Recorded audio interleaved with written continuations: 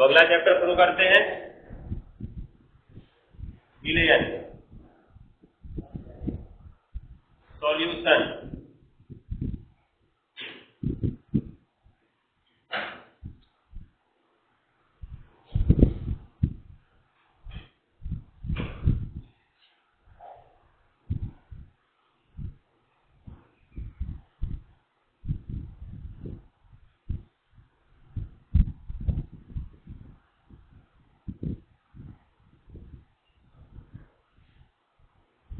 हो गया। अगला चैप्टर है विलयन, सॉल्यूशन। अब ये चैप्टर भी एक इंपॉर्टेंट चैप्टर है क्योंकि इसमें कुछ महत्वपूर्ण नियम हैं और कुछ महत्वपूर्ण सवाल हैं। ठीक है, जैसे इस चैप्टर से हमारे लिए एक सवाल तो हमेशा फिक्स रहता है, 2 नंबर या 3 नंबर में। कहां से? क्वथनांक का उन्नयन से और हिमांक का अवनमन से। यहां से 2 सवाल फिक्स हैं। 2 सवाल क्या, दोनों में से एक सवाल तो फिक्स रहता है हमेशा। ठीक है, अब प्रारंभ में यहाँ पे हेनरी का नियम है, परासरण दाब का नियम है, उसके बाद से समपरासरी विलयन है, वाष्प दाब का अवनमन संबंधी राउल्ट का नियम है। इन सब पे सीधे सीधे नियम पूछे जाते हैं कि परासरण दाब का वानठॉप नियम क्या है, या राउल्ट का नियम क्या है, या हेनरी का नियम क्या है। ये सीधे सीधे नियम पूछा जाता है। तो ये चैप्टर भी तुम्हारे लिए इंपॉर्टेंट है और इसमें कुछ चीजें तो हम पहले पढ़ चुके हैं। जैसे हम लोग सांद्रता को प्रदर्शित करने की विधियां पहले पढ़ चुके हैं। प्रतिशत में सांद्रता, ग्राम प्रति लीटर में सांद्रता, मोलरता, नॉर्मलता, फॉर्मलता, मोल प्रभार, पीपीएम में सांद्रता, ये सारी चीजें हम लोग पहले पढ़ चुके हैं। यहाँ पे हमको फिर से एक बार पढ़ना है, उसके हिसाब से आगे के सवाल लगे। ठीक है, तो शुरू करते हैं। इसमें हम लोग चैप्टर का नाम क्या लिखे? विलयन। तो सबसे पहले तो विलयन क्या होता है? What is solution? विलयन क्या है, पता है कि नहीं पता है?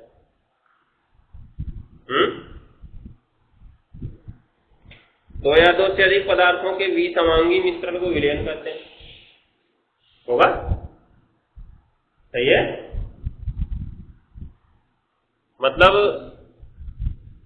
शरबत पीते हो कि पानी में बालू मिला के पीते हो? शरबत पीते हो ना? शरबत एक विलयन है, और जबकि पानी में बालू मिला हुआ विलयन नहीं है, मिश्रण है। ध्यान देना इस बात। क्यों ऐसा हमने कहा? जो शरबत बना था, तुमने पानी में चीनी को मिलाया, तो क्या उसमें पानी और चीनी के अणुओं को तुम अलग अलग देख सकते हो?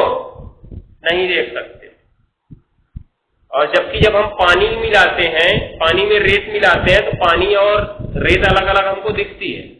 इसका मतलब वो विलयन नहीं होता है। तो जिसमें हम विलेय और विलायक को अलग अलग नहीं देख सकते, उसे क्या कहते हैं? मिश्रण 2 प्रकार का पढ़े हो ना? मिश्रण कौन कौन सा मिश्रण पढ़े? समांगी और विसमांगी। ठीक है, समांगी मिश्रण क्या होता है? ऐसा मिश्रण जिसमें विलेय और विलायक के अवयवों को अलग अलग नहीं देखा जा सकता। ठीक है, क्या कहलाता है? समांगी मिश्रण कहलाता है। जैसे चीनी और पानी का मिश्रण, चीनी नमक का मिश्रण, तो हम उसको मिश्रण कहते हैं क्या? चीनी पानी का विलयन कहते हैं। अभी ध्यान से कहीं देखे होंगे तो चीनी पानी का विलयन कहा जाता है। तो इसे निष्कर्ष क्या निकलता है? कुछ निष्कर्ष निकलता है कि जो समांगी मिश्रण होते हैं उन्हीं को हम विलयन कहते हैं। क्या कहते हैं? समांगी मिश्रण जो है उनको ही विलयन कहा जाता है। तो इस चैप्टर में हमको समांगी मिश्रण का अध्ययन ही करना है। किसका अध्ययन करना है? समांगी मिश्रण का। परिभाषा क्या बनेगी?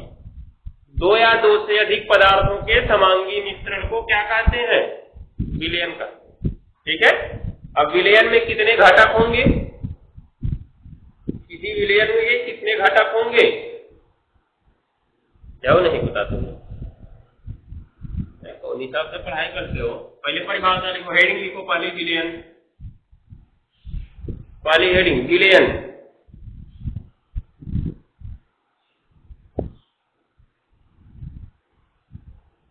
पहली हेडिंग विलयन। हो गया ना? विलयन की परिभाषा लिखेंगे।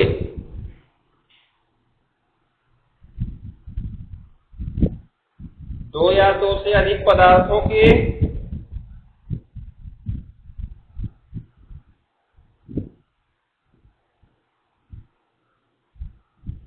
समांगी मिश्रण को, दो या दो से अधिक पदार्थों के समांगी मिश्रण को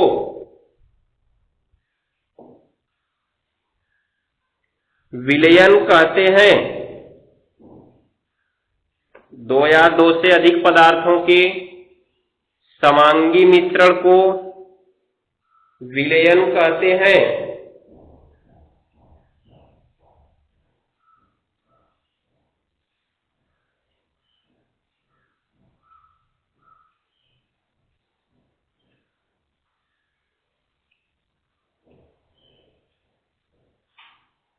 हो गया? ये ध्यान में रखना है, विलयन की परिभाषा है, समांगी मिश्रण बोलना है, विसमांगी मिश्रण नहीं। अब क्या होगा? नीचे एक सिंगल इंडिकेट पॉइंट लिखेंगे, या जैसे इसमें लिख सकते हो, पहले जैसे लिखो तब सिंगल इंडिकेट पॉइंट शुरू करें। जैसे चीनी और पानी का विलयन, चीनी और पानी का विलयन,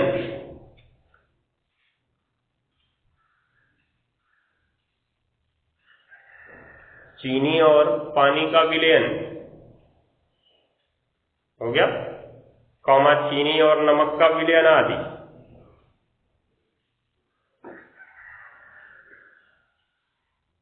चीनी और नमक का विलयन आदि। हो गया?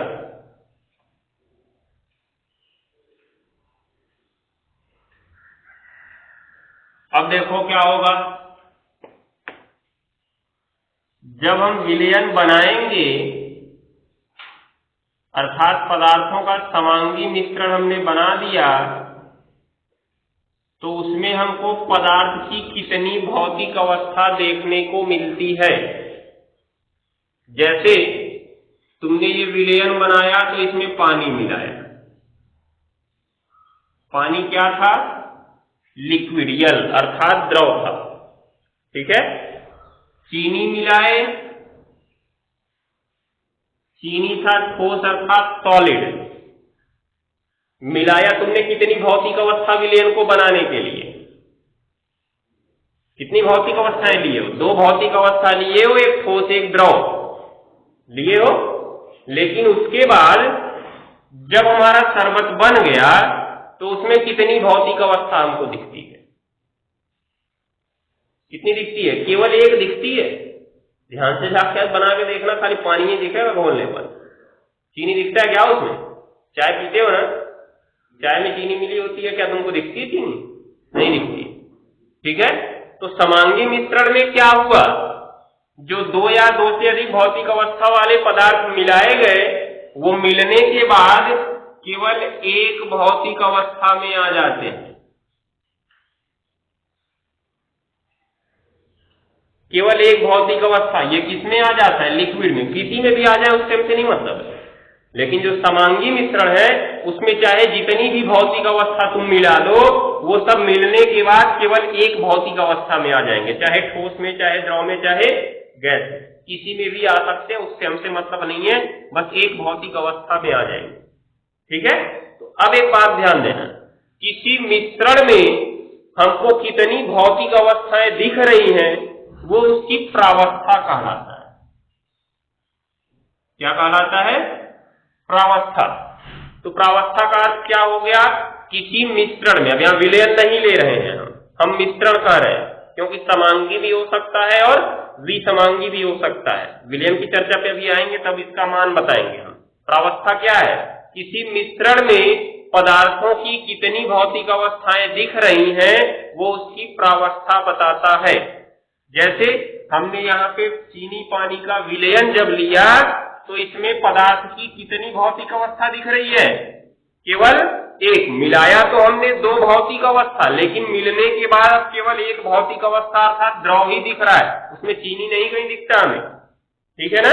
इसका मतलब अगर हम कोई विलयन लेते हैं तो विलयन की प्रावस्था का मान क्या होता है? एक होता है, ये पूछा गया सवाल। तो प्रावस्था से अर्थ क्या हुआ कि मिश्रण में हमको पदार्थ की कितनी भौतिक अवस्थाएं दिख रही हैं, ये उसकी प्रावस्था है। अभी तुम दूसरा विसमांगी मिश्रण ले लो, चीनी का और किसका? चीनी बोल रहे हैं, पानी का और बालू का। बालू ठोस है, पानी क्या है? द्रव है। इनको जब मिला दो तेजी से, ठीक है, तो उसके बाद कितनी भौतिक अवस्थाएं तुमको दिखती हैं? अभी तो दो भौतिक अवस्था दिखती है। पानी में बालू डाल के उसको हिला दो, उसके बाद देखोगे तो बालू अलग अलग दिखेगा, पानी अलग अलग दिखेगा। जो बालू दिखा वो तुमको सॉलिड अर्थात ठोस दिख रहा है, जो पानी दिखा वो लिक्विड अर्थात द्रव दिख रहा है। इसका मतलब कितनी भौतिक अवस्थाएं दिखी? दो भौतिक अवस्थाएं। और जब दो भौतिक अवस्थाएं दिखी तो प्रावस्था का मान क्या हो गया? 2 हो गया ना?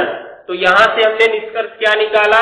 ये समांगी मिश्रण अर्थात विलयन होता है, इसकी प्रावस्था 1 होगी, और जो विसमांगी मिश्रण होते हैं उनकी प्रावस्था 2 या 2 से अधिक हो सकती है। 2 या 2 से अधिक हो सकती है, ये बात को ध्यान में रखना है।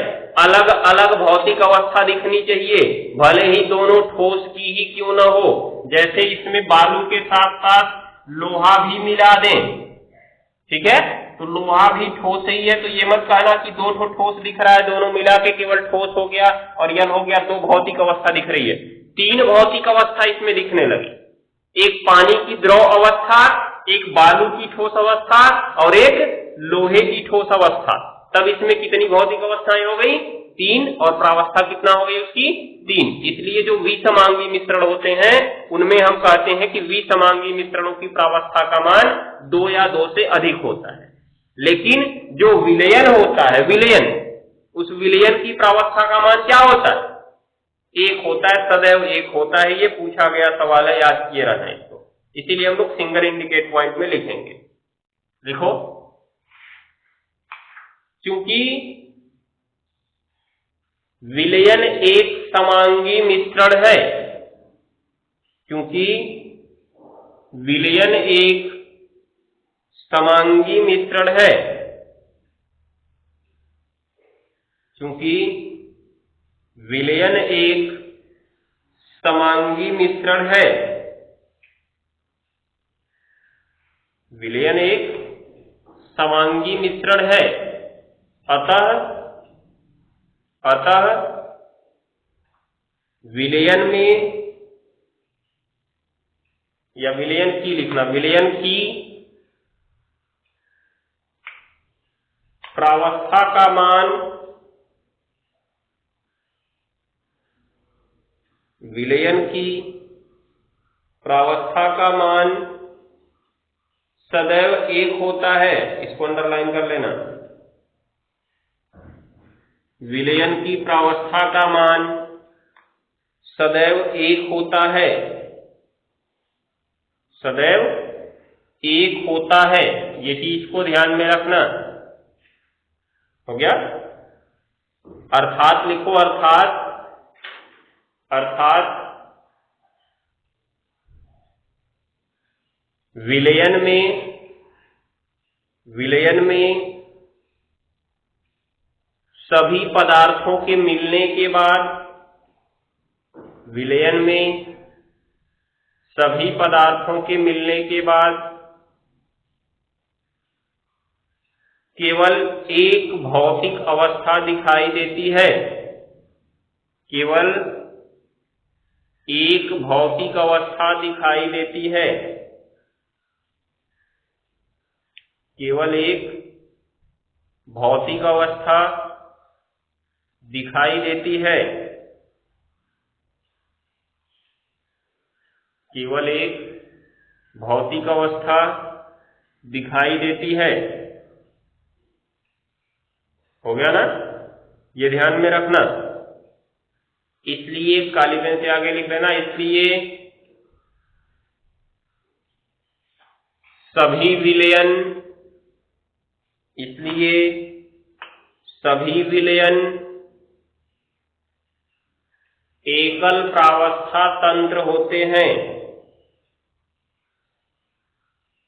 सभी विलयन एकल प्रावस्था तंत्र होते हैं। एकल प्रावस्था तंत्र होते हैं। हो गया ना, ये ध्यान में रखना है।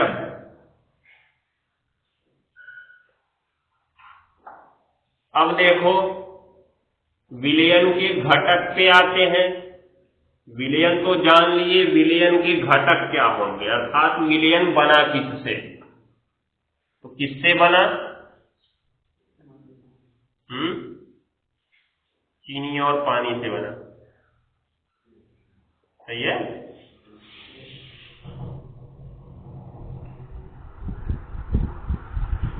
विलयन के घटक क्या होगा? किससे किससे विलयन बनता है?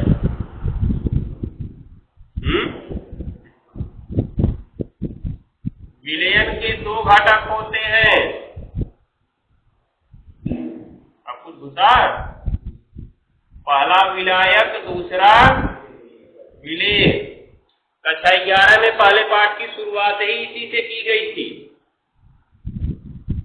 इतने ग्राम चीनी में इतने ग्राम NaCl घुला हुआ है, तो मोलरता का सूत्र बनाए थे विलेय की ग्राम में मात्रा बट्टे विलेय का मोलर द्रव्यमान गुणा विलयन का आयतन लीटर में। उसमें विलेय NaCl को माना गया था, NaCl घुला हुआ था, इसलिए उसको विलेय माना गया था। और जब हमने पढ़ा था मोलनता में हमने विलायक की भी चर्चा की थी। इसका मतलब कोई भी विलयन बनता है तो उस विलयन के कितने घटक होते हैं? दो घटक होते हैं, एक विलेय और दूसरा विलायक, अर्थात विलायक और विलेय। क्या क्या होगा इनकी परिभाषा? विलायक माने घोलने वाला, विलेय माने घुलने वाला। बस यही चीजें परिभाषा हो गया। किसी विलयन में घोलने वाले को विलायक कहते हैं, घुलने वाले को विलेय कहते हैं। सिंपली परिभाषा हो गया ना। अब किताबी परिभाषा बनाना चाहो तो किताबी परिभाषा क्या होती है विलयन की? किसी विलयन में जिस घटक की भौतिक अवस्था विलयन की भौतिक अवस्था के जैसी होती है उसे हम विलायक कहते हैं, और बाकी दूसरे बचे अवयवों को हम विलेय कहते हैं। ठीक है ना। जैसे हमने बनाया चीनी और पानी का विलयन बनाया, इसमें हमने चीनी मिलाया जो कि किस अवस्था में थी? ठोस अवस्था में थी। पानी मिलाया जो कि किस अवस्था में था? द्रव अवस्था में था। तो विलयन जो मिला वो ठोस अवस्था में मिला।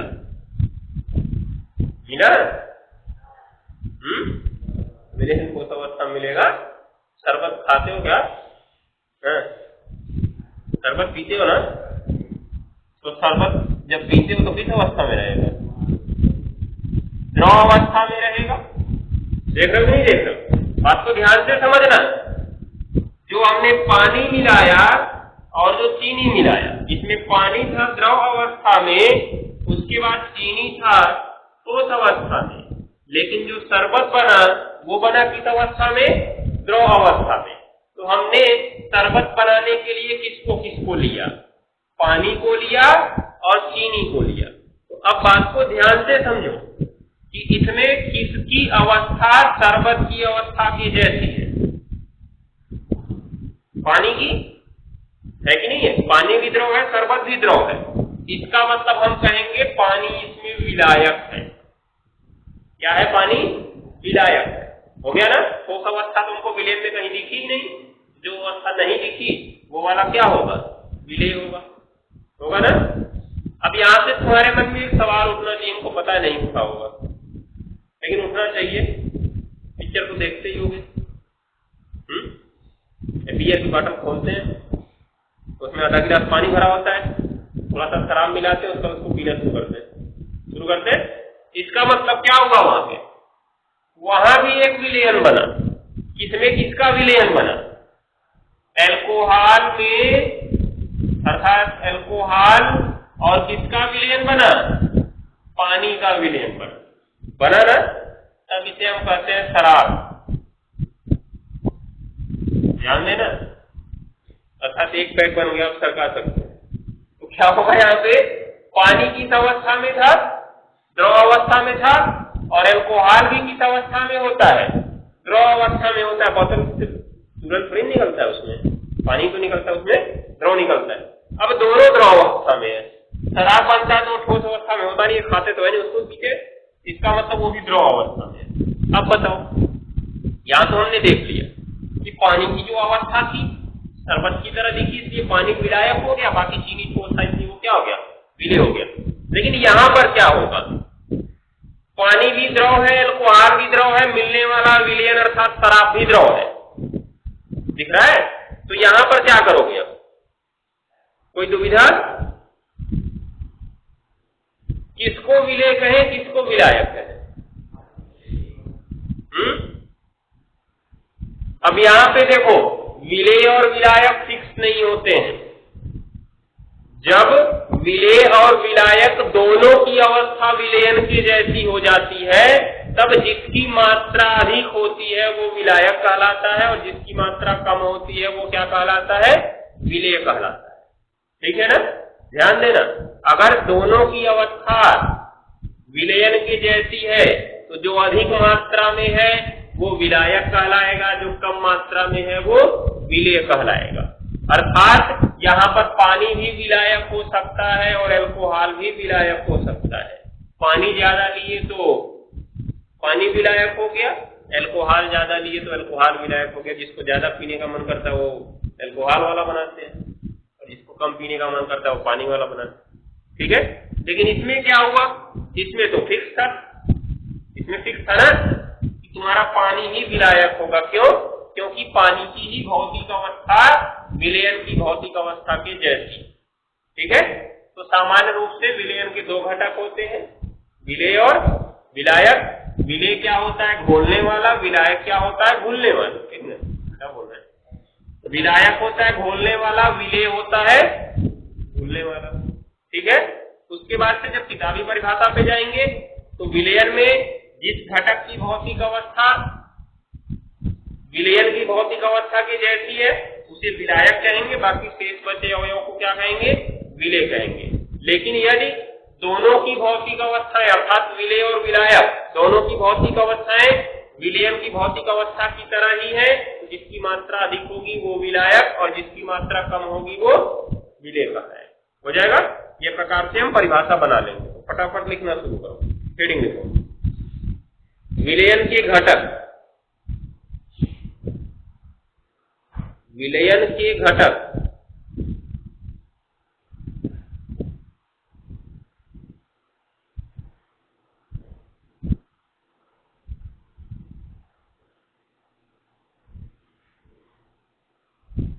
हो गया ना? अब लिखो इसमें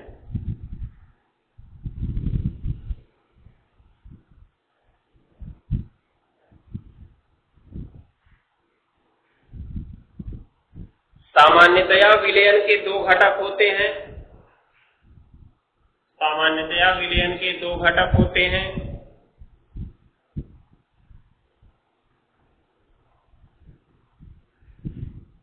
पहला विलायक,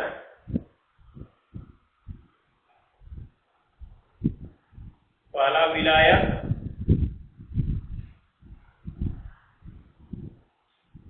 और दूसरा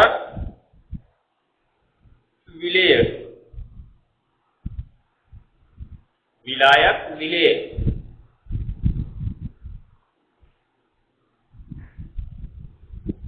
हो गया? अब लिखो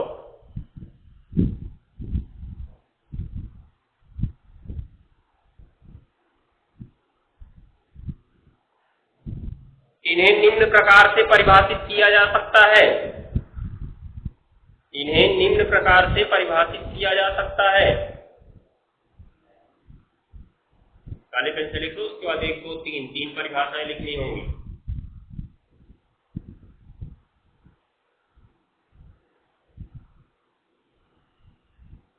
हो गया? पहली परिभाषा लिखो,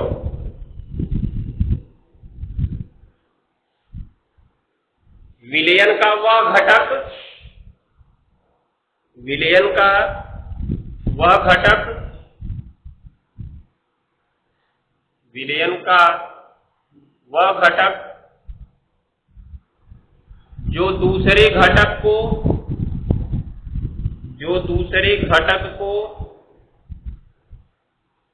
विलयन का वह घटक जो दूसरे घटक को अपने में घोल लेता है, जो दूसरे घटक को अपने में घोल लेता है, अपने में घोल लेता है, विलायक कहलाता है। विलयन का वह घटक जो दूसरे घटक को अपने में घोल लेता है क्या कहलाता है? विलायक कहलाता है, जबकि दूसरा घटक विलेय कहलाता है। जबकि दूसरा घुलने वाला घटक लिख लेना, जबकि दूसरा घुलने वाला घटक क्या कहलाता है? विलेय कहलाता है। हो गया ना? जैसे तुम यहाँ पे देख सकते हो कि पानी में हमने चीनी मिलाया तो बना था शरबत। यहाँ पे हुआ क्या था? पानी ने चीनी को अपने में घोल लिया था। क्या चीनी ने पानी को घोला था क्या? नहीं, पानी ने चीनी को अपने में घोला था ना। तो पानी ने चीनी को अपने में घोल लिया, तो किसने घोला? यहाँ पे पानी ने घोला, अर्थात पानी क्या हो गया? विलायक। और घुला कौन? चीनी, वो विलेय हो गई। ठीक है ना? पहली परिभाषा इस प्रकार से बन गई। दूसरी परिभाषा लिखो,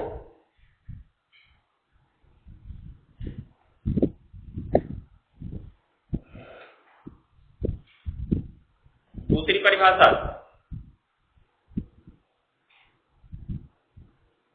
किसी विलयन का वह घटक, किसी विलयन का वह घटक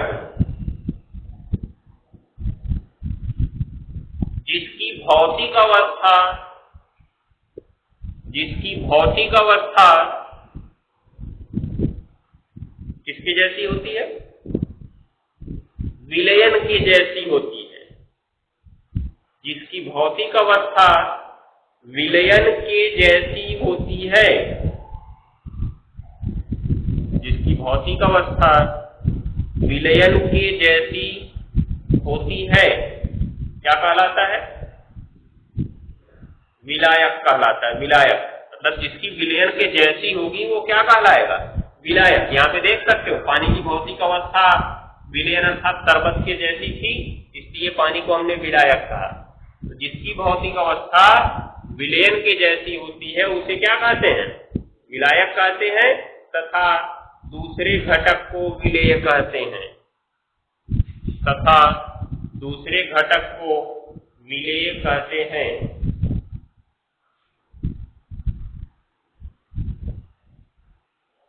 हो गया?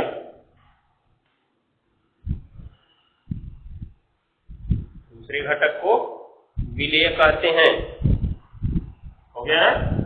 ये ध्यान में रखना है इसमें।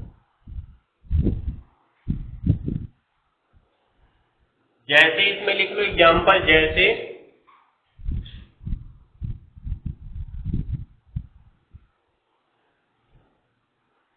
चीनी, जैसे चीनी, कोष्ठक में लिख देना ठोस, ठोस। और जल, और जल, कोष्ठक में लिख देना द्रव, द्रव। को आपस में मिलाने पर, को आपस में मिलाने पर को आपस में मिलाने पर हो गया, को आपस में मिलाने पर शरबत, शरबत कोष्ठक में लिख देना द्रव, शरबत भी तो द्रव ही होता है, बनता है। एक मिनट, शरबत बनता है लिख दिए, चलो ठीक है, बनता है, जो एक विलयन है, जो एक विलयन है, जो एक विलयन है, हो गया ना। आगे लिखेंगे क्योंकि यहां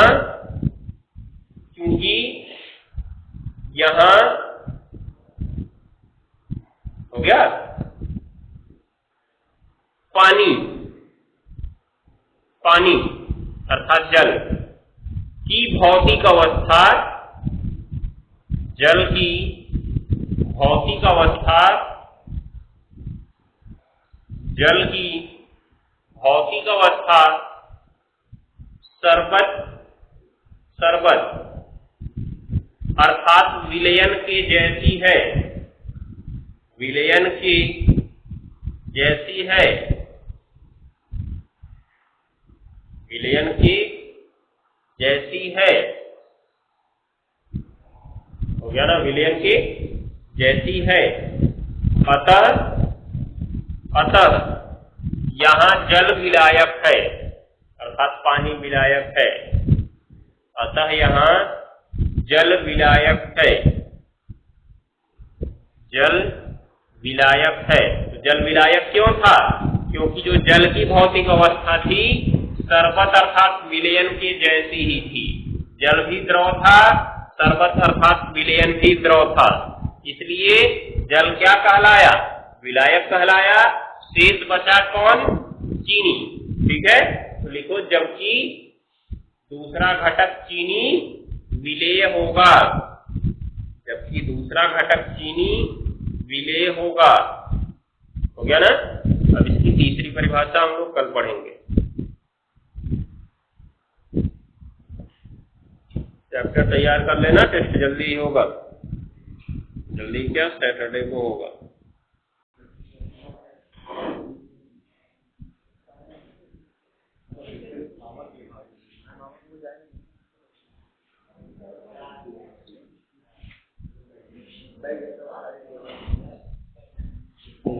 गाड़ी